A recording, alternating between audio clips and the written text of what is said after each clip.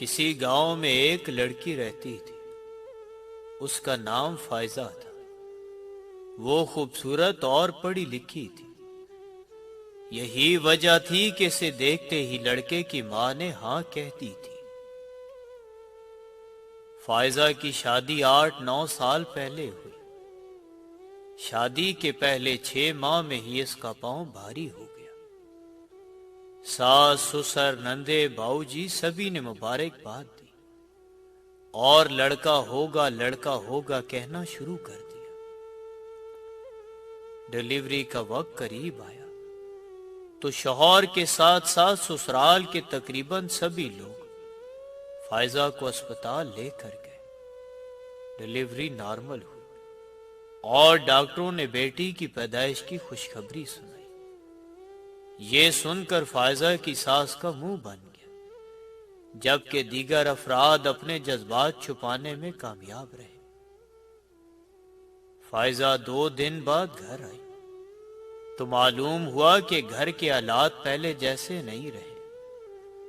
وہ ساس جو بلائے لیتی تھی آج بے رخی سے بات کر رہی ہے۔ خیر اگلے ہی سال فائزہ دوبارہ پریگننٹ ہو گئی۔ اس بار بھی سسرال والے سبھی لوگ لڑکے کی امید لے کر فائزہ کی خدمت کرتے رہے۔ خدا کا کرنا کہ اس بار بھی لڑکی ہوئی۔ اس بار ساس کے ساتھ ساتھ نندوں نے بھی مایوسی کا اظہار کیا اور فائزہ بے بسی کی تصویر بنی۔ ان کے رویے دیکھتی رہی۔ فائزہ نے شکر ادا کیا کہ ڈیلیوری نارمل ہوئی ہے، ورنہ سسرال والے آپریشن پر اٹھنے والے اخراجات بھی باتیں سنا کر نکلوا لیتے۔ 2 سال پھر گزرے۔ فائزہ تیسری بار پھر ماں بننے والی تھی، لیکن اس کی حیرت کی انتہا نہ رہی جب فائزہ کے سسرال والوں نے فائزہ سے یہ کہتے ہوئے میکے بھیج دیا کہ اگر بیٹیاں ہی پیدا کرنی ہیں تو ڈیلیوری کے اخراجات بھی تمہارے ماں باپ اور بھائی اٹھائیں۔ فائزہ کے ہاں تیسری مرتبہ بھی بیٹی ہی ہوئی تھی۔ بچی کی پیدائش پر فائزہ کے سسرال سے کوئی دیکھنے تک نہ آیا تھا۔ 1.5 ماہ کی بچی اٹھائی فائزہ گھر واپس آئی تو اس کے لیے زمین بہت گرم ہو چکی تھی۔ ساس اٹھتے بیٹھتے پرانی باتیں نکال کر تانے دیتی۔ کبھی فائزہ کے بارات کے کھانے کو خراب کہا جاتا، کبھی فائزہ کے جہیز پر تنقید کی جاتی۔ گھر کے ہر کام میں کیڑے نکالے جاتے۔ اس کے پکائے ہوئے کھانے بھی اب برے لگنے لگے تھے۔ فائزہ صبا شاکر بچی تھی، چپ چاپ سب کچھ سنتی، مزید محنت اور خدمت کر کے ساس سسر کا دل جیتنا چاہتی، سارے گھر کا کھانا پکاتی، کھانا پیش کرنا، برتن اٹھانا، برتن دھونا، کپڑے دھونا، صفائیاں کرنا۔ غرض یہ کہ گھر کا کام اکیلی فائزہ کے سر تھا۔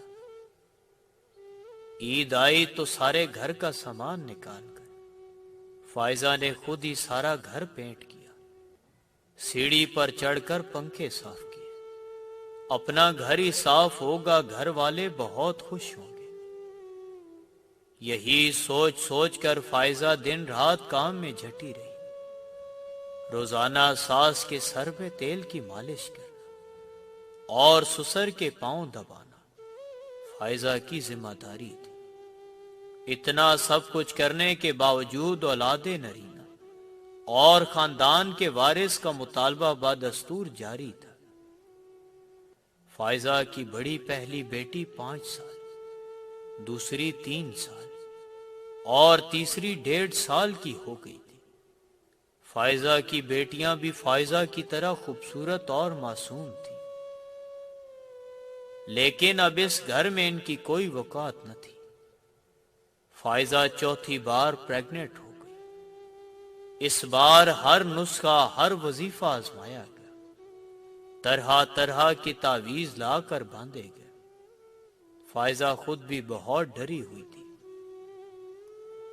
کسی نے کہا صبح فجر کے بعد فلاں سورت پڑھو تو اولاد نرینہ ہو، کسی نے کہا فلاں فلاں آیت لکھ کر ناف پر باندھو۔ الغرض ہر اسلامی و غیر اسلامی ٹوٹکا استعمال کیا گیا۔ جوں جوں ڈلیوری کے دن قریب آتے گئے، ڈر فائزہ کے دل میں بیٹھ گیا۔ وہ ہر وقت یہی دعا کرتی کہ اس کے ہاں لڑکا ہو جائے۔ وہ ہر وقت یہی سوچتی کہ لڑکی ہو گئی تو کیا ہوگا۔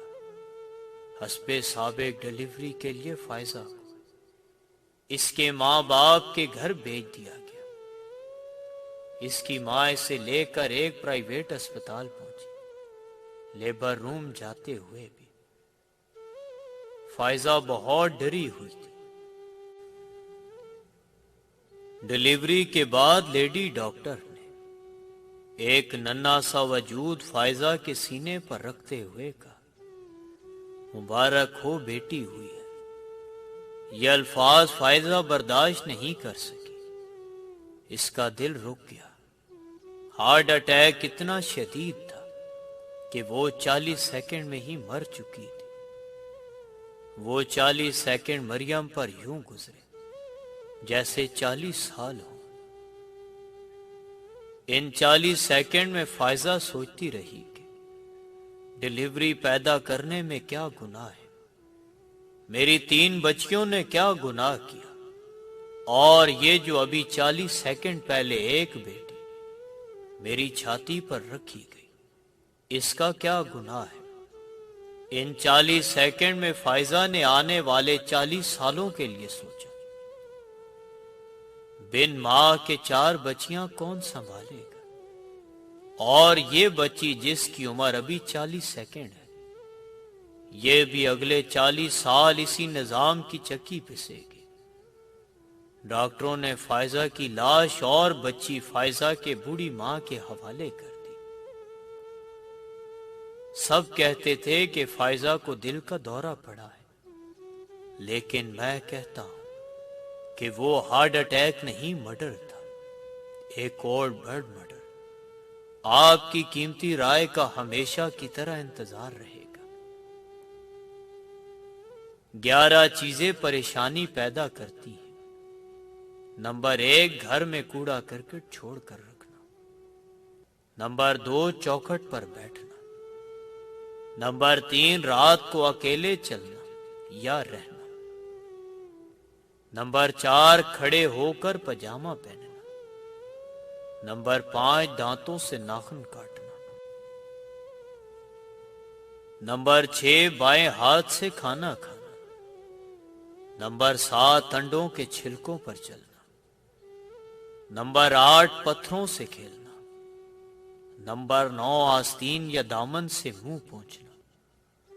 نمبر 10، دائیں ہاتھ سے استنجا اور طہارت کرنا۔ نمبر 11، چوپائیوں کے گلے کے بیچ سے گزرنا۔ ہم سب کو لگتا ہے کہ ایک دن ہم بہت امیر ہو جائیں گے، یا بہت خوبصورت ہو جائیں گے، یا گناہ معاف کروا کے جنت میں چلے جائیں گے، یا جو کیریئر چاہتے ہیں وہ بنا لیں گے۔ خوابوں کے لیے کوئی محنت کرے یا نہ کرے، یہ امید اکثر انسانوں کی ہوتی ہے کہ ایک دن وہ سب کچھ پا لیں گے۔